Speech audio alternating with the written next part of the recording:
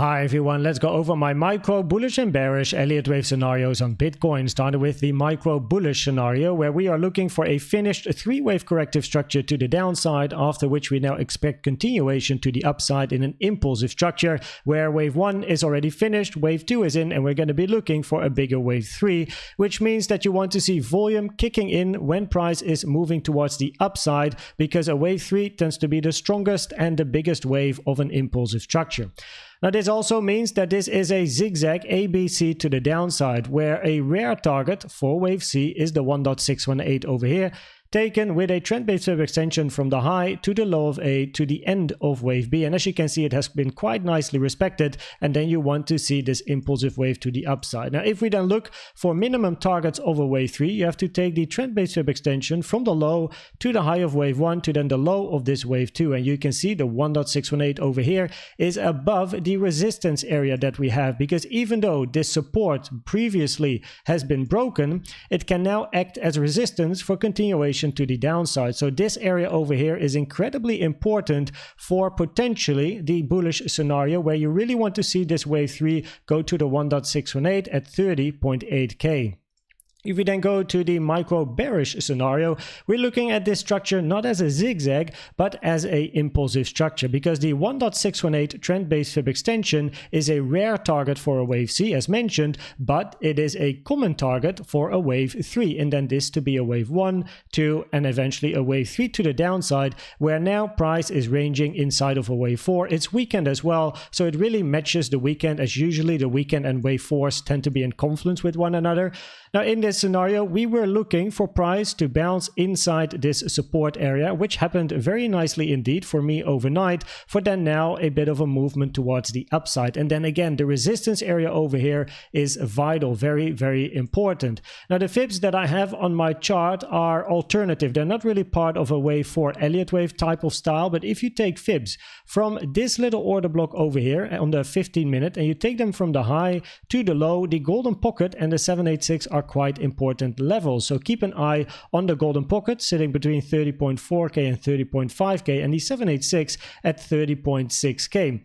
If we do at least keep into account the official rules of Elliott Waves, and we take a Fibonacci from the high of 2 to the low of wave 3, and we then also put it on the extended, there we go, because wave 3 is extended wave 3 targets for then a wave 4, then the 382 and the 05 are still above price at the moment, where for a wave 4, candles above the 0.5 and closing above the 0.5 is not really what you want to see. So the invalidation of this scenario is if price is going to close higher time frame candles above the 0.5 at 30.6k. But the 382 and the 0.5 by itself are still common targets. So the 0.5 can be hit before then a move to the downside, and also price can easily wick above the 05, still close below and continue down and still be part of a wave 4. That is absolutely fine.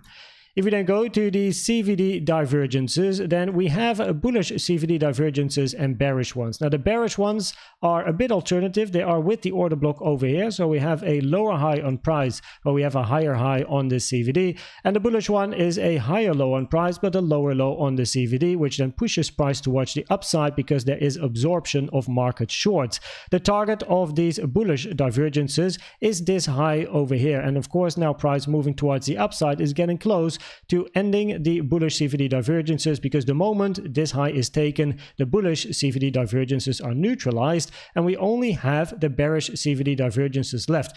Which also means that with the bearish scenario, what is very interesting is that we had that move to the downside, looking for upside before then potentially downside again, meaning the bullish CVD divergences are first playing out. Then we have the bearish CVD divergences left for then a push towards the downside. That is very interesting indeed. If we zoom in to the lower time frames and I go to the 5-minute CVD divergences, then what we saw this morning is price moving to the downside on bearish CVD divergences that already played out, because over here, the moment you see bearish CVD divergences, the target is then this low over here between the two highs right? The target is always the low in between two highs. Now that has been taken with this move towards the downside, which then neutralizes these bearish CVD divergences, and then we wait and see. And then price is moving towards the upside, and what is then interesting is that over here you can see on the 5-minute time frame, price with the red candles, a higher low on price, but on yellow, a lower low on the CVD. Hey, we spot a bullish CVD divergence while price is moving to the upside. That's exactly what we want to see. And then we have this range over here, but you see the same, higher low, higher low, higher low, higher low. But here the yellow CVD as well as the blue CVD pushing towards the downside. So there's absorption of market shorts going on for then a push towards the upside. And that is exactly what you want to see, right? If you're maybe a scalper on the low time frames, or if you ended a position over here and you're looking for upside, that is going to give more confidence for a continuation towards the upside. If we then look at the 4-hour time frame, I want to zoom out because this channel has been absolutely brilliant, to be honest. So of course we had a little bit of an excursion outside of the channel over here, but in general, look on the 4-hour how nicely this channel has been respected. Now to pull the channel, then go to the high, wait for a low to be made before then eventually price coming back to the midline, and then you can pull a channel from the high to the low, and then eventually you just trade the highs and the lows, right? It's literally channel trading, up, down, up, down, up, down.